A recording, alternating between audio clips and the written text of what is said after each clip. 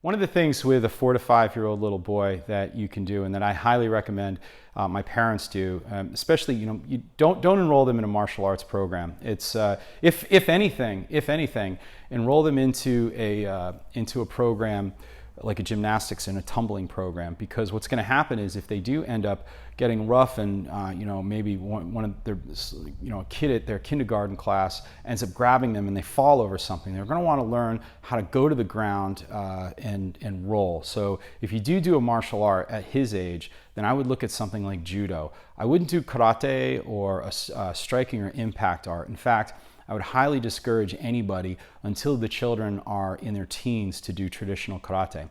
Reason being, and not a lot of people realize this or understand this, is that the growth plates are still developing. So when you end up doing a lot of that type of impact, then what you're doing is you're going to be damaging those growth plates, and that damage is that damage is lifelong. So I really encourage impact training for kids. Don't do it.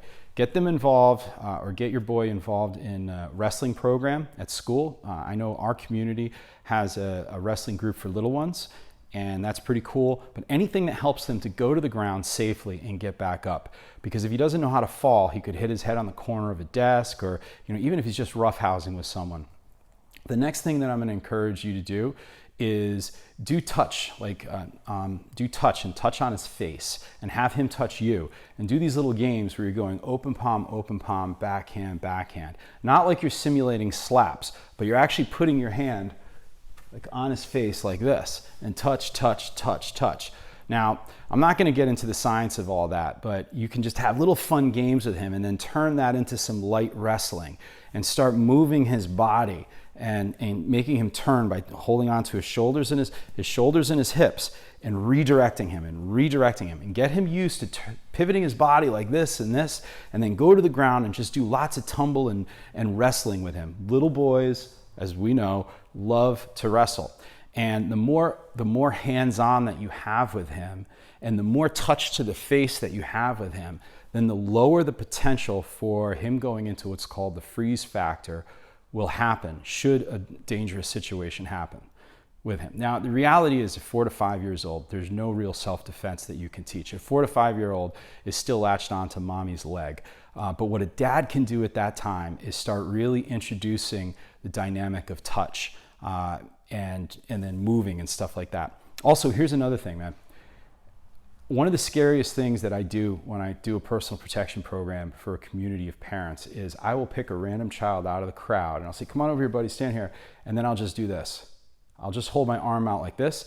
And the child, in his peripheral field of vision, will go like this. Will hold his hand up just to hold hands with me. This is a tactic that people who may want to abduct a child, when they plan this is a very surface level tactic that someone who wants to take a child does. They just walk right up to them while they're standing there at the toy section. Maybe mom's got her back turned, she's dealing with the other kid, or she's putting groceries in the car or whatever. They'll come over and they'll just put their hand out. And kids have a reflex response where they'll naturally just go like that and they'll put their hand up and grab the hand. So what I'd like you to do is start when you hold your little boy's hand, always give him the verbal command before you put your hand out. Say, want to hold daddy's hand, and then put your hand out. Hold daddy's hand, then put your hand out. Hold daddy's hand, then put your hand out.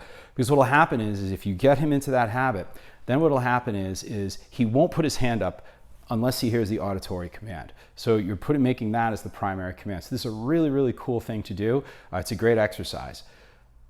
But for boys, man, wrestle. Spend a lot of time wrestling. Wrestle in different environments, different light settings. Wrestle in the dark, wrestle in bed, wrestle under the covers, put the covers over his head, make him wrestle where he can't see anything, and just keep wrestling with him.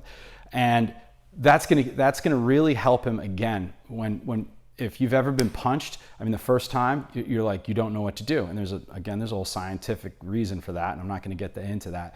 But you will greatly reduce the risk of him freezing when and if, and hopefully it'll never happen, but if things do get physical, he'll still be able to operate, he'll still be able to function, and he won't lose his response mechanism because you've conditioned him to that, especially the face thing. That's one exercise of about 70 that are really, really important. Really, with that age, they're all about being locked to you. But there are certainly some things you can do. Make sure that you get him into falling, make sure you get him into wrestling, touching his face, doing a lot of face contact, and make sure that you start doing just audio commands versus physical commands.